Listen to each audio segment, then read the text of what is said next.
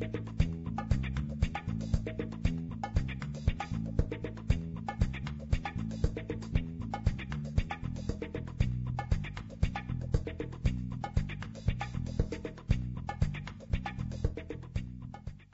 I'm Nicole Scott with BNetTV.com. I'm here at the Mobile Marketing Forum, joined by Dorrian Porter from Mozes. How are you doing today? I'm doing good. How are you doing? I'm really good. So how have you been since CTIA?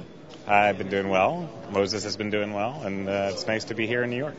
So just give us a little bit of a recap of what Mozes does. Moses is a platform for mobile marketing. One of the big differences between our platform and a lot of others is that we believe that anyone should be able to run a mobile marketing campaign. So even though we work with a lot of brands and labels, and that's really our focus, even an end user, a consumer, a 17-year-old kid can log into our platform and use it, as well as the largest brands. So we really take a mobile marketing platform and let anyone build a mobile marketing campaign.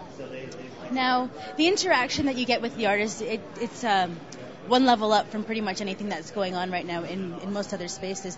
Can you kind of describe what kind of interaction the average person will get with one of your artists? Sure. So I think another big difference with Moses is that Mozes.com is actually involved in the mobile marketing event. So, for example, when one of our bands runs a backstage pass contest live in a venue, the fans can all text in, have a chance to win, and two of the fans might win, but the rest of the fans might be told that there's a digital download available for them at Mozes.com. So Mozes.com serves as a digital locker for participants in a mobile marketing campaign, which we think opens up a lot of doors to do a lot of interesting stuff around mobile marketing that, it's hard to do if you're going to try to send them to some long website or URL that, to pick up that content. So what are you doing here at the Mobile Marketing Forum? Well, it's important for us to kind of see what's going on in the industry and also contribute. We had the chance to speak yesterday and talk about what we're doing, and then Columbia Records was here also giving a case study of Moses. So it's nice to be here and certainly see what's going on in the industry. Absolutely. Now, I was reading your bio, and I noticed you're Canadian. I am. Now, being a Canadian in this space, do you find anything different? Are there challenges being Canadian that you have to overcome, or does everyone just like you? Interesting. So I'm very surprised that I didn't mention I was Canadian, because I know all good Canadians do that right up front. Had you asked me my bio, I probably would have. But mostly, I don't think there's any noticeable difference. I think a lot of people like to poke fun at us Canadians down here, but there's a lot of us down here, and I don't think anyone holds anything against us for what we're doing. And they do find us friendly, which certainly we are. So. Yeah, absolutely. I agree with that.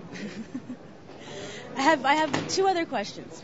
Now, when you're kind of conceiving of these mobile marketing campaigns, and they really are a next gen and almost like a 360-degree space where the interactivity is turned around and it's very, very participatory. This is very next level. So what's next for you? Oh, what's next for us? I think we're very focused on that interactivity, so allowing fans to actually message the bands and have polls and contests run along those lines. We do a lot of text message based stuff right now, mostly because it works across all carriers. There's no data charges to deal with, even though the text message bills are there. A lot of standard rate text message plans coming in. So for us, it's really about trying to move more towards richer applications on the phone. So even though today we might send out a text message that tells them to check out a video online or things like that, you'll see us start to explore with more richer content so that, some of our bands could actually push out videos to their fans, to their phones, be able to react and interact in real time with that kind of content, as opposed to just keeping it text message based. I think we're a long way before that video and other types of content really takes off, but it's important for us to kind of explore and do things around that type of content. Off of that question, what do you think some of the first steps in the industry are towards mass adoption of things like video on mobile? Interesting. So, certainly broadband to the phone is still a problem. I find it frustrating to use. I won't say the network, but I find it frustrating, even though it's advertised as a broadband network. Very slow and hard to use the device in that way. And then I think cost is a huge issue. Everyone's waiting for content to hit the 17 to 27-year-old market, and I think if you go out and ask, that age group, what's going on in mobile, and they'll say to you, what's a WAP site? They don't know what a WAP site is. They may think that they have the mobile internet on their phone, but they're going to tell you that it's too expensive for them to access. So I think cost, and then getting the broadband. We think about the internet, nothing really took off until broadband was really penetrating deeply into the homes that allowed a lot of these rich applications to occur. So 3G, obviously 3G is a network that, as it gets rolled out in the United States, could have a big impact on helping adoption. Now, are you working with anyone in Asia? Because the Asian markets are a little more advanced and sophisticated with their use than North America is right now. Why did you choose North America versus launching Mozes over in Asia or even Europe? No, I think for us, we're taking a concept that is internet-centric into mobile marketing. And so if you think about taking software as a service, to the mobile marketing community and saying, hey, there's an easy way to run a mobile marketing campaign, whether you're a big brand or a music label or an individual.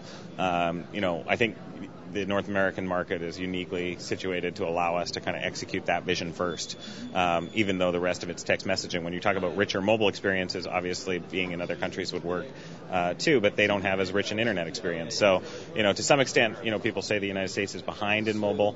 I think technologically they're in such a different place, relative to how consumers think about their mobile phones. In other countries, it's their only device. Here, it's kind of, the device you take with you on the road. So for us, our vision certainly extends internationally, but we're going to stay focused in the U.S. market and the Canadian market and then, look to take that model elsewhere as well. Very good. Now, we are on day 2 of the conference. What's the most interesting thing that you've heard so far here? Oh, the most interesting thing I've heard so far here.